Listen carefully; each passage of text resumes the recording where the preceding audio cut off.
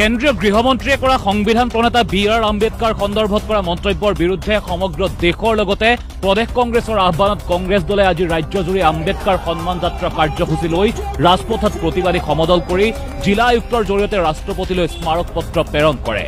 আম্বেদকাৰৰ অপমান অমিত শ্বাহ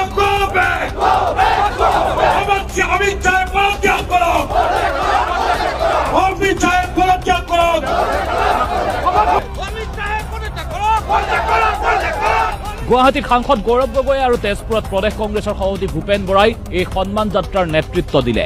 গুৱাহাটীত এই যাত্ৰাৰ বাবে মানৱেন্দ্ৰ শৰ্মা কমপ্লেক্সত সমবেত হোৱা কংগ্ৰেছ নেতা কৰ্মীসকল ৰাজপথলৈ ওলাবলৈকে নিদিলে আৰক্ষীয়ে।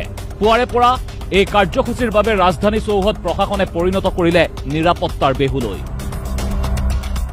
প্ৰতিবাদী কংগ্ৰেছ নেতা কৰ্মীসকলে সেই স্থানতে এখন প্ৰতিবাদী সভা অনুষ্ঠিত কৰে। এই সভাত ভাষণ দি সাংসদ গৌৰৱ গগৈয়ে অভিযোগ কৰে যে ইমান দিনে আম্বেদকাৰক সন্মান কৰা বুলি বিজেপিয়ে এখন মুখা পিন্ধি আছিল আৰু সেই মুখা এতিয়া খোল খাই গ'ল।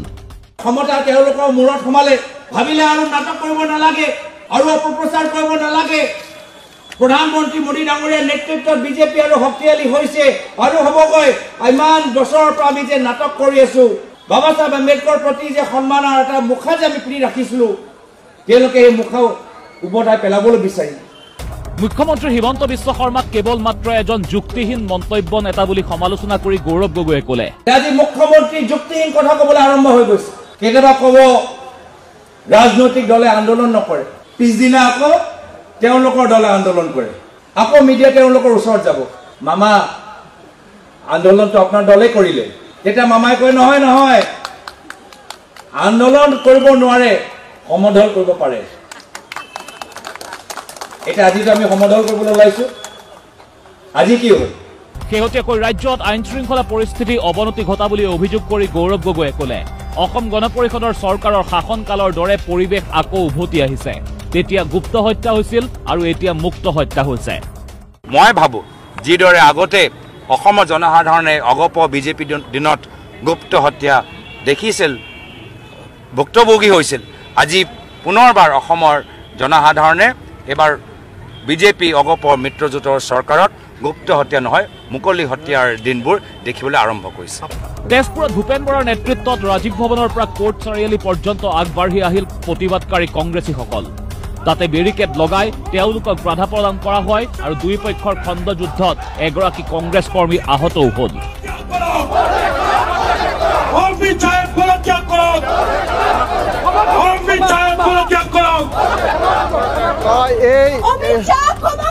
এনেধৰণৰ কোৰ্ট চাৰিআলিত এনেদৰে বেৰিকেড দিয়া হৈছে, যিহেতু ইয়াৰ পৰা জিলা আয়ুক্তৰ কাৰ্য। ভূপেন বৰাই ক'লে, তেওঁলোক যুঁজিবলৈ অহা নাই, কিন্তু আৰক্ষীয়ে বল প্ৰয়োগ কৰিলে কংগ্ৰেছ কৰ্মীয়েও বল প্ৰয়োগ কৰিব।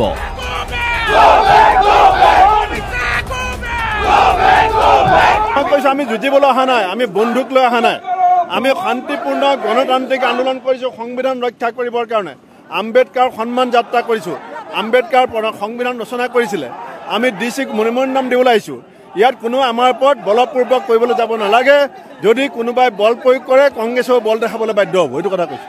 ইয়াৰ পূৰ্বে তেজপুৰৰ ৰাজীৱ ভৱনত ভূপেন বৰাই ক'লে, কেন্দ্ৰীয় গৃহমন্ত্ৰীয়ে ক্ষমা খুজি পদত্যাগ নকৰা পৰ্যন্ত কংগ্ৰেছে প্ৰতিবাদ অব্যাহত ৰাখিব।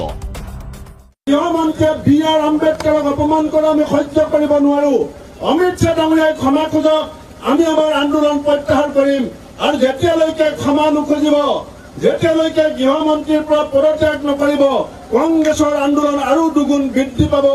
গুৱাহাটীত কংগ্ৰেছৰ 5জনীয়া এটা দলে জিলা আয়ুক্তৰ জৰিয়তে ৰাষ্ট্ৰপতিলৈ এখন স্মাৰক পত্ৰ প্ৰেৰণ কৰাৰ দৰে তেজপুৰতো ভূপেন বৰাই এটা প্ৰতিনিধি দলৰ নেতৃত্ব দি জিলা আয়ুক্তৰ কাৰ্যালয়ত স্মাৰক পত্ৰ প্ৰদান কৰিলে। শোণিতপুৰৰ জিলা আয়ুক্ত কাৰ্যালয়ত কংগ্ৰেছে বি.আৰ. আম্বেদকাৰৰ এখন প্ৰতিকৃতিও স্থাপন কৰে। Bureau report DY365।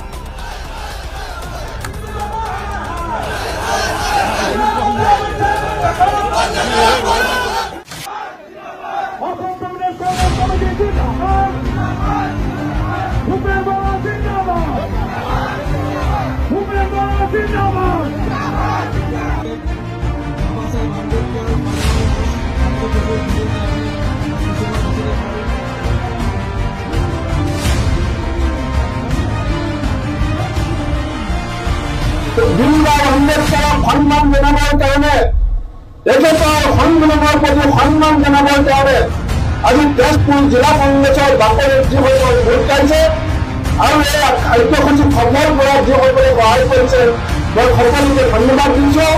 আমি ইয়াৰ পৰা উপযুক্ত কাৰ্যকৰী যাম আৰু আমাৰ পুনৰ বাধা দিবলৈ চেষ্টা কৰিব নালাগে। ইয়াত কোনো কংগ্ৰেছৰ বন্দুক লৈ অহা নাই, ইয়াত কোনো কংগ্ৰেছৰ লাঠি লৈ অহা নাই। আমি শান্তিপূৰ্ণ সমাধান কৰিব বিচাৰিছো। যদি প্ৰতিৰোধ যদি কোনোবাই ধৰিব বিচাৰে গতি কিন্তু আমাৰ বেছি দুৰ্বল হ'ব।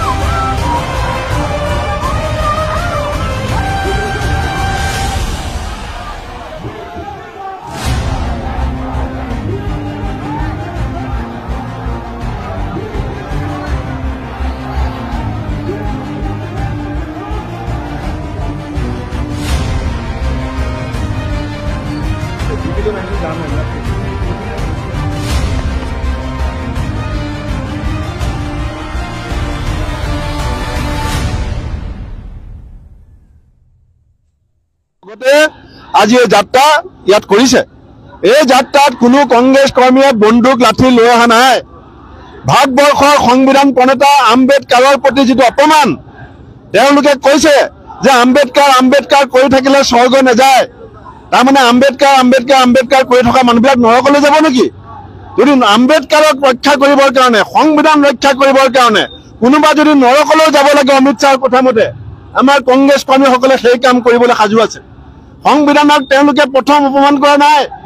আজি ৰাস্তাত আন্দোলন কৰিবলৈ তেওঁলোকে নিদিয়ে। এখন গণতন্ত্ৰ, ব্ৰিটিছৰ বিৰুদ্ধে গান্ধীজীৰ নেতৃত্বত অহিংস পন্থাৰে আন্দোলন কৰি পৰাক্ৰমী ব্ৰিটিছক ভাৰতবৰ্ষৰ পৰা কংগ্ৰেছে খেদিছিল।